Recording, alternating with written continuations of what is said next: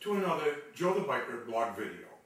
As I mentioned in my last video blog, children are not born bullies. Bullying behavior is developed in the early stages of life. There are 4 possible reasons why a child becomes a bully. 1. Inappropriate discipline. 2. Permissive aggressiveness. 3. Relationship with the primary caregiver. And finally 4. The temperament of a child. The topic I'm going to talk about today is permissive aggressiveness. I remember presenting 3 performances as Joe the Biker at a school in Taunton, Mass. a couple of years ago. It was an all-day affair. During one of my breaks, the principal approached me and asked me a favor. He told me that one of his students, after a performance, had called another a monkey, which he considered to be an inappropriate comment, and wondered if I would talk to the student privately. I agreed to his request. After my last performance, I headed down to the principal's office to meet this 6th grade student. He was a tall, slender young man by the name of Jamal. The 3 of us took a seat.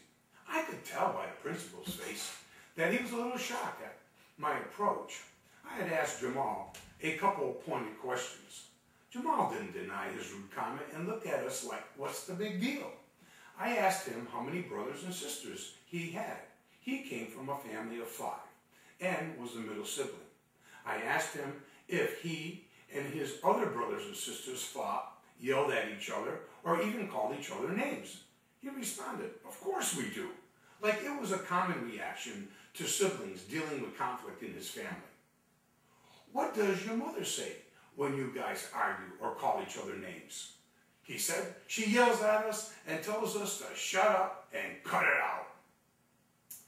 We went on to talk about how name-calling can hurt and how someone may take offense and consider it a personal attack, which could seriously impact their well-being.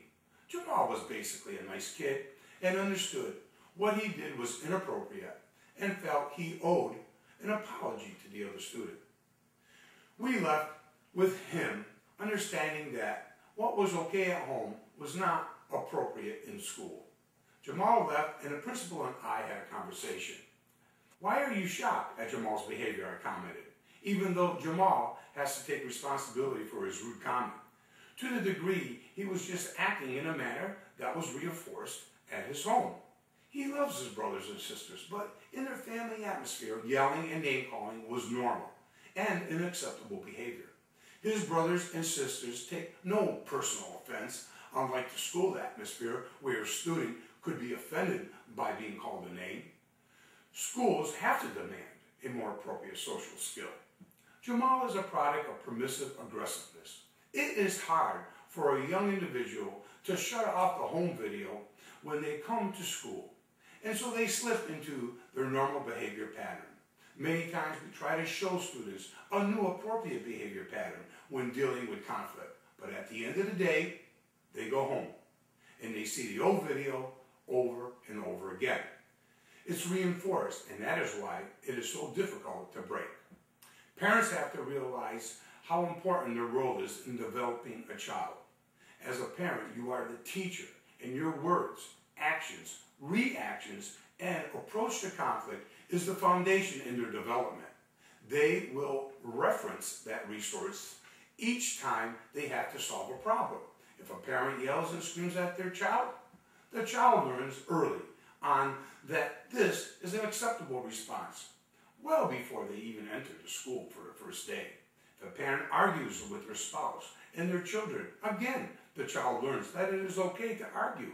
The worst of all scenarios is when a parent acts out their anger in violence or uses passive-aggressive behavior to solve conflict in the house.